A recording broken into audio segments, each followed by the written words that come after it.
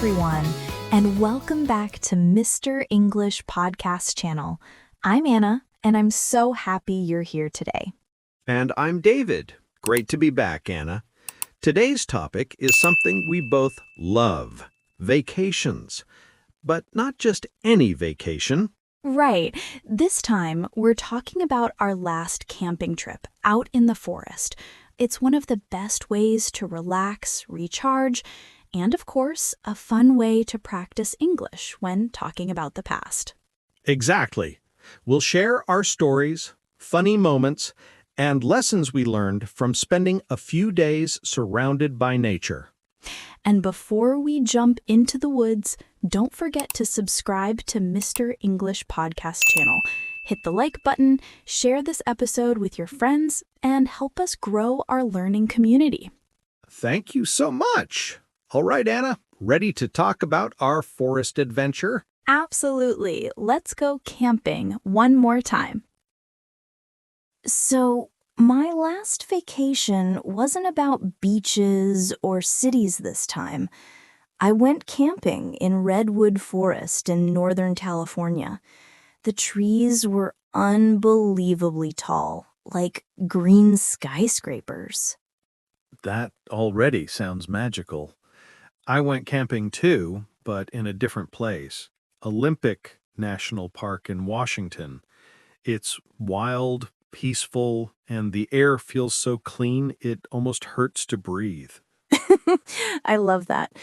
Redwood Forest felt like another planet. Quiet, fresh, and completely away from modern life. Seems like we both ran away from civilization for a bit. Definitely. I just wanted a weekend with no traffic, no notifications, and no alarm clocks, except the sound of birds. When did you go? Late spring, right before summer started. The weather was perfect, warm days and cool nights. The mornings were a bit misty, which made the forest look dreamy. That sounds lovely. I went in July during the early summer. It was bright and sunny, but the trees kept everything cool. I think that's what makes camping so special. You wake up with sunlight on your tent and the smell of pine everywhere. Exactly. There's something magical about that early morning quiet.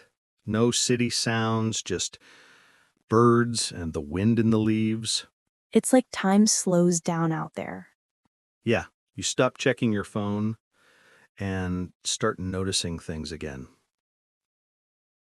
I went with my two best friends, Sarah and Mia. We've known each other since college, and we promised ourselves a real camping trip someday. That sounds fun. I went with my cousin Mark.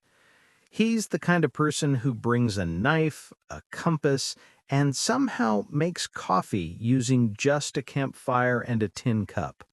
Oh, everyone needs a mark on a camping trip. We, on the other hand, forgot a lighter. Can you believe that? Oh no. Yeah, we had to walk to a nearby group and ask to borrow one. They were kind and even invited us to join their fire that night. That's the camping spirit.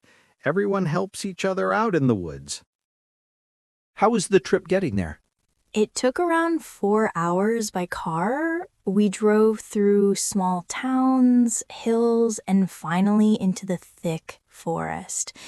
The sunlight kept flashing between the trees like a movie scene. That sounds beautiful. We drove about 6 hours from Seattle to the park, stopped a few times for coffee and snacks, and of course, too many photos. Road trips are the best part sometimes.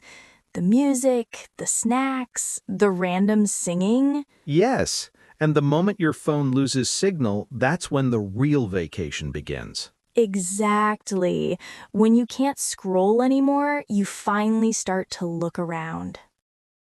Our campsite was near a small river. The sound of running water was like nature's lullaby. We set up 2 tents and had a campfire ring in the middle. That sounds cozy. We camped beside Lake Crescent, under huge fir trees. The lake was so clear you could see fish swimming below. Wow, that must have been amazing. It really was. The air smelled like pine and wet earth. We even saw deer early in the morning, quietly walking past our tents. That's so peaceful. I remember waking up one morning, unzipping the tent, and seeing sunlight falling through the trees. It felt unreal. Moments like that make you realize how alive everything is. So, what did you do most of the time? We hiked. There were long trails that led to hidden waterfalls and mossy rocks. One day, we climbed up a hill just to watch the sunset. It painted the whole forest in orange and gold. That sounds beautiful. We went hiking too, and kayaking on the lake. The water was so calm, it looked like glass. You went kayaking? That's brave. It was peaceful, actually. In the evenings, we cooked by the fire, grilled fish and vegetables. Simple but delicious. We did the same. And every night, we made s'mores. You know, marshmallows, chocolate, and crackers. Ah, yes, the official dessert of camping. Exactly. And we ended every night lying on the ground, looking up at the stars. You could see the Milky Way so clearly. That's what I love most. The silence, the stars, the fire crackling. It's pure peace. So, what was your favorite moment?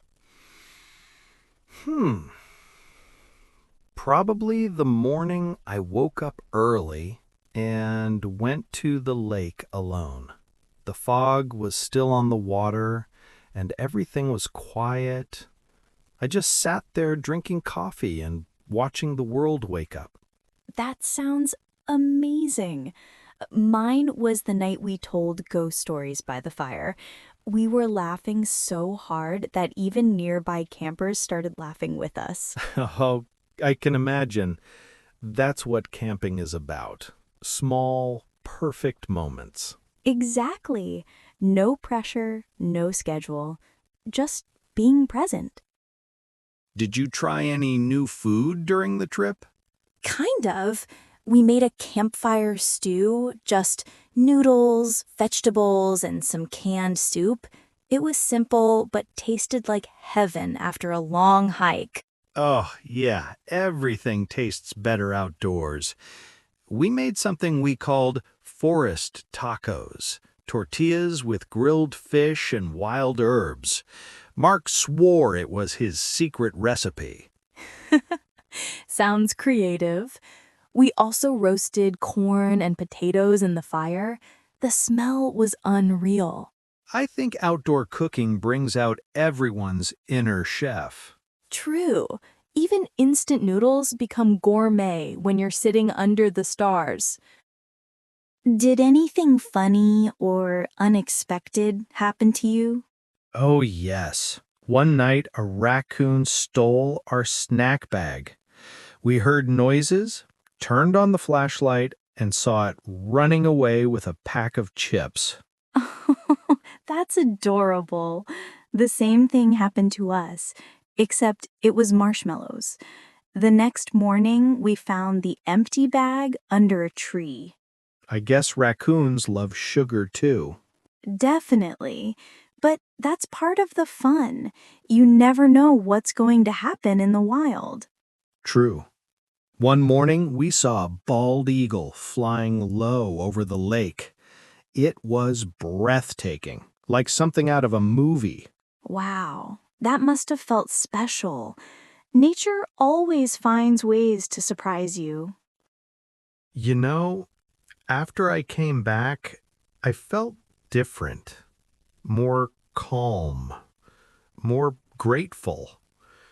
That trip reminded me how simple happiness can be.